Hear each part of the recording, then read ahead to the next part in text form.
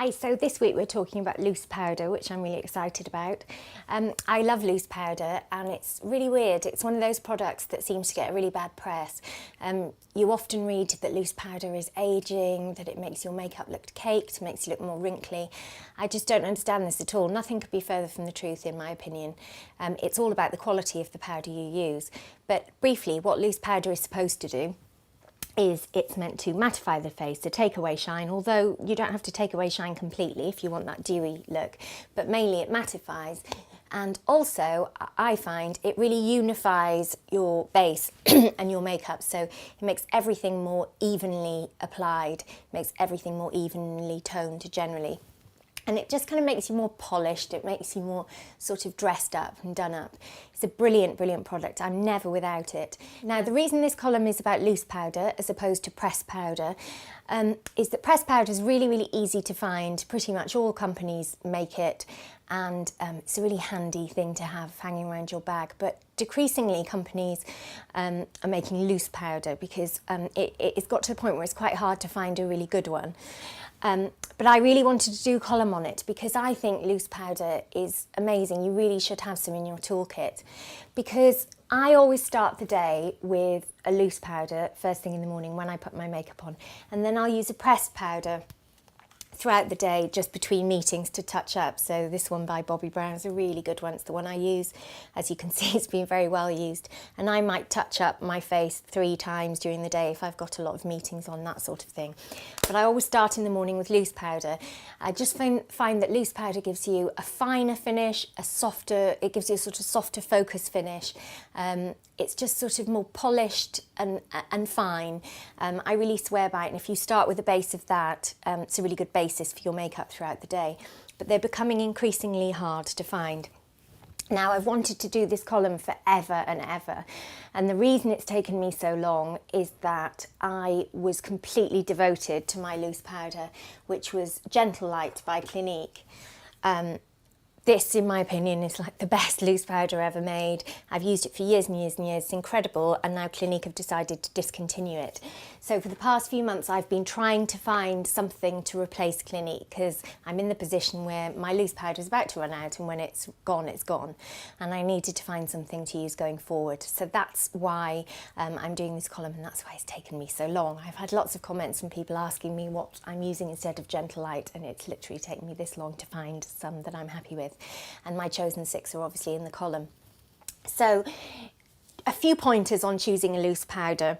Obviously it needs to be loose, although there are newfangled loose powders which I think are very clever actually for carrying around with you, where there's a solid tablet of powder in the compact, but then there's a sort of cutter at the top that grinds the powder into a loose formula. Those are really good. This one's by Smashbox. Yves Saint Laurent do one. I think Keramasque has one that has the same cutting mechanism, and you just sort of twist it round and there are blades that turn it into a loose powder, and which are very smart.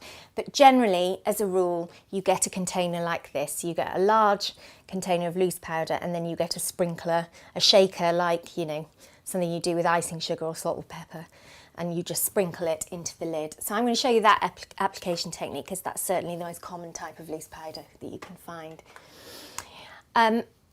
I personally feel very strongly that a loose powder, especially if you're over 30, should have light reflecting particles in it. And what that does, there'll be slightly shimmery, not glittery, but slightly shimmery particles in the loose powder that sort of reflect the light and make the whole of your face just look softer. It's a more flattering, a more youthful look, and it really makes a difference. Just kind of perks up dull skin. And I feel very strongly that all powders should have that, which is what the Clinique was so good at. This one I loved. This is in the column. It's by Chantecaille. It's absurdly expensive, and I'm annoyed about that too, but I'm going to demonstrate with this one because it's just a lovely finish. So when you put on loose powder, the best thing to do is to sprinkle a little in the lid of your container. I've sprinkled a little there. You really don't need very much. You can always add more later. So you can see that in the lid, and then invariably a loose powder will come with one of these velour puffs, and these are absolutely the best way to apply powder. because what you can do, you put your hand through the ribbon so you get purchase on the velour puff, press the puff into the powder so it's evenly coated and well pressed into the fabric. Then put your finger in the puff so you get this sort of almost rolling shape, and go over your face, and you're sort of rocking it almost like a blotter, like an ink blotter. Roll it over your face, and it shouldn't be leaving behind loads and loads of dust. I mean, you'll be able to see the powder, but you don't want loads leaving sort of dusty sprinkles everywhere. And then by all means get some more. Press into the powder and press all over your face. Now I think that you totally can go under your eyes. If your powder is fine enough, that shouldn't pose any problems at all, and it'll help with things like mascara smudging, eyeliner smudging and so on. Because the more moisture and oil you have under your eyes, the more your makeup will smudge. Nose is obviously a prime spot for shine, so go over nose. I always do on top of the eyelids to keep eyeshadow in place. I have very, very little makeup on at the moment, and that's right. You just put powder on after your foundation and concealer before you put on colour like blusher and eyeshadow. Although it's worth knowing that if you go over the top with blusher, you can tone it down by putting some loose powder over the top. Then take your powder brush. As you can see, this is so old and well loved. My dog, when she was a puppy, destroyed the handle by chewing it, but it's such a good quality brush that I love it. I'll never stop using it. It's by Stila. Take your brush, you can put a little powder on it if you want, but not really essential. And then sweep it over where you've been rolling the puff. And what that does is it takes away any excess and gives you a nice even result.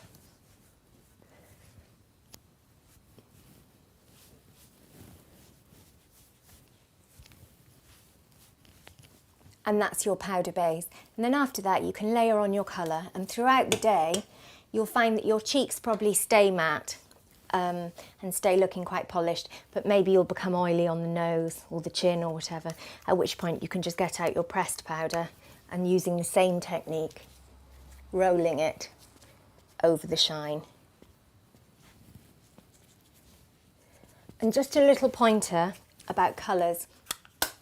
You can get some pressed powders in a translucent finish, which almost looks white in the pot, and the idea is that it just mattifies any skin tone.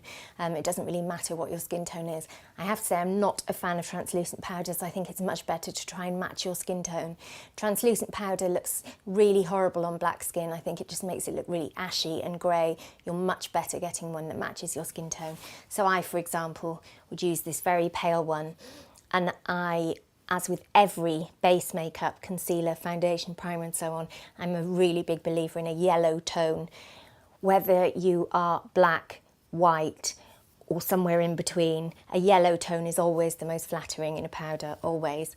So I use this very pale one with the yellow tone, whereas the translucent ones look a little bit like talcum powder, and to me they look dull. I mean, each to their own, but I prefer the coloured ones.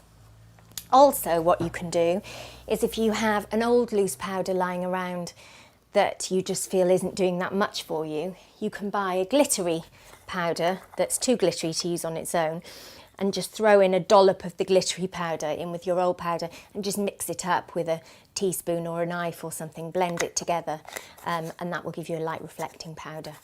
And then you're ready to get on with the rest of your makeup.